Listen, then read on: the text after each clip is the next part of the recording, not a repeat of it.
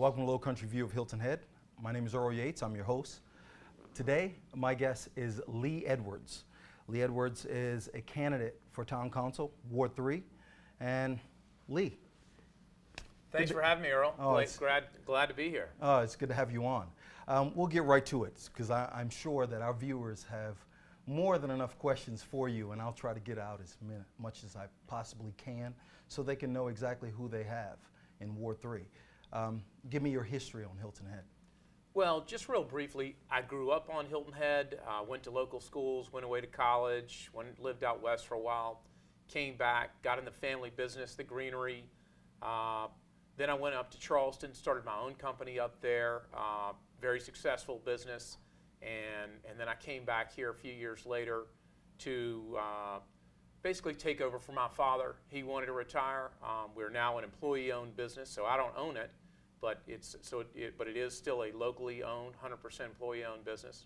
I've been running that for a few years, and my wife and I just decided this is where we wanted to raise our kids, where we wanted to spend the rest of our lives. So we came back here a few years ago, and it's been a great experience so far. Well, I guess not only from having a family here on Hilton Head and have been here for so long, of course, off camera we talked about you going to school in 3rd grade with my sister, but also having a very successful business. I mean, the greenery is, as far as landscaping goes, I mean, you cover an array of things for all of us that live on Hilton Head, whether it's residential or taking care of the community itself. So having strong knowledge of what's going on in Hilton Head has to be a strong suit for you. Well, you're right, it does. Having a strong history in Hilton Head is big, but also just as important is all the other communities that I've done work in, from just north of Charleston, all in varied areas like downtown Charleston, Daniel Island, Kiowa Island, Seabrook Island, Hilton Head, Bluffton, Savannah, the city of Beaufort. So I've got a pretty wide array of knowledge, and I've worked with developers, builders, municipalities, and so I've got a wide base of knowledge in what it takes to have a sustainable coastal town and see some of the challenges that we have that are unique to our geographic area. Well, I guess with all that being said, it had to have been a time that came to you with working in all these different areas and finding out different situations that you found your company in, which you had to work around different structures in different towns. What was your point that you arrived at that said, you know what, there's a lot of things that I see that I want to change in Hilton Head, and it's about time for me to put a foot forward and chase it? Well, it's funny you say that, because I have worked in all these different areas, and Hilton Head's always been home to me, and this is where I want to raise my kids. It's where our business is headquartered and where I want to stay. And I had the choice. I had a very good business in Charleston. I thought about staying there or even trying to run the greenery from there, but this is where I needed to be. And there's not a lot I want to change about Hilton Head.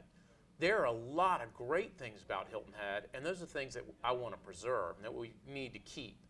But there are a few small things, or there are a few changes that we can make that'll make Hilton Head a much better place. And you and I talked about this earlier. Part of it is the land management ordinance. When we were younger, there was rampant overdevelopment and building everywhere, and we really needed to have that land management ordinance to focus on limiting growth on the island. Well, we're no longer in that mode. Those days are past, and that LMO is outdated now. It was written for a time when there was just rampant overdevelopment. Now what it does is it preserves mediocrity. It encourages preservation of languishing old buildings.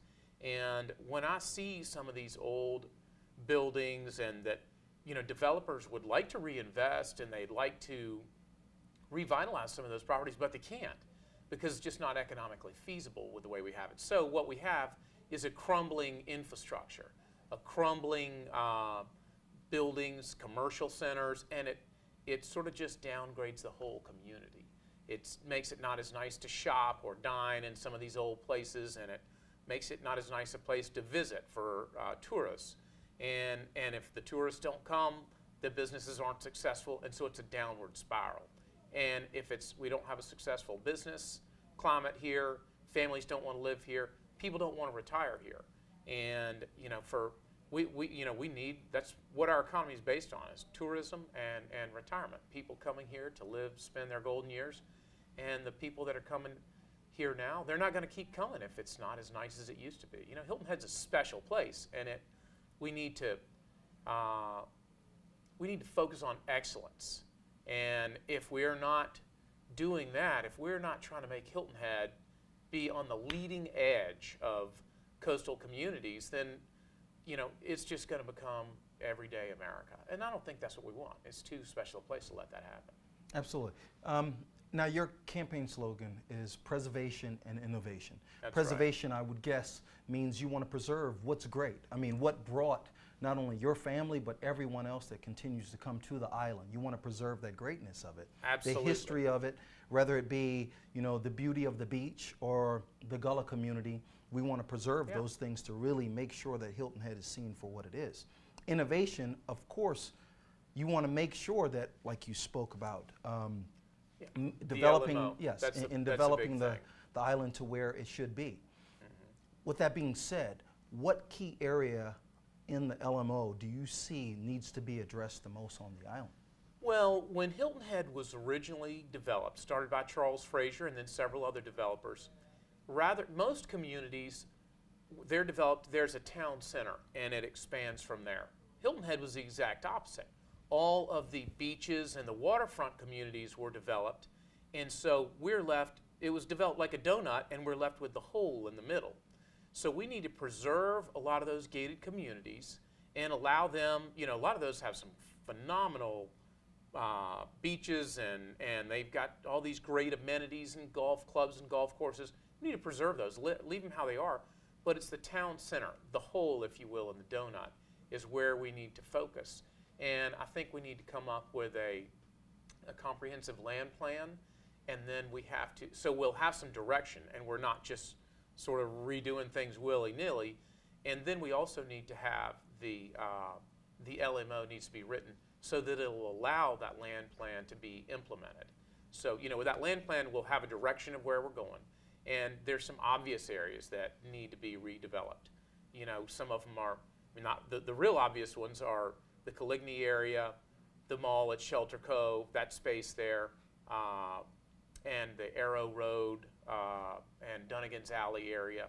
That area used to be sort of a downtown type area, and it's really gone by the wayside. And so we need to have some areas that are a little denser, but and revitalize some of those areas, and then preserve the other areas outside of those. Well, I know you said it's the opposite. Usually it works from town center out, and now we've already started on the outside, of course, because you have the beautiful waterways and the beaches and everything. When you think of the center of town on Hilton Head, there's not one. No, but there is a big building that we do have there, which is our mall.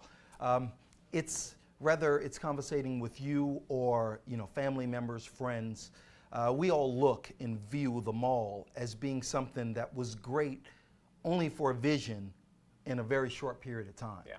And now you look at it and it's about lots of empty spaces there, shops not being not only renovated, but not even used. What do you envision for the mall area? Well, number one, you got to look at the location. I mean, the most important thing for any real estate development, in my opinion, is location, location, location. You're right on Broad Creek. That's a beautiful vista right there. And we need to take advantage of that. And there are all sorts of, and I'm not a planner, but I've worked with lots of planners, architects, developers, and builders, and so I've got a pretty good feel for a lot of things that need to be there. But what we really need to do is, rather than having our town staff or me or other people on the council coming up with what needs to be there, we need to hire some of the best, the brightest and best land planners around. I mean, I would love to see something where we feature that waterfront vista, have maybe a big open green space, and then back pulled away from the water, we have shops and dining and places where people want to hang out, where you want to maybe go to a conference or a meeting and then come out and have lunch, and then, you know, maybe go throw the Frisbee on the open space, and maybe where you have a farmer's market or symphony on the green or Shakespeare in the park. You know, there's just all sorts of great ideas there.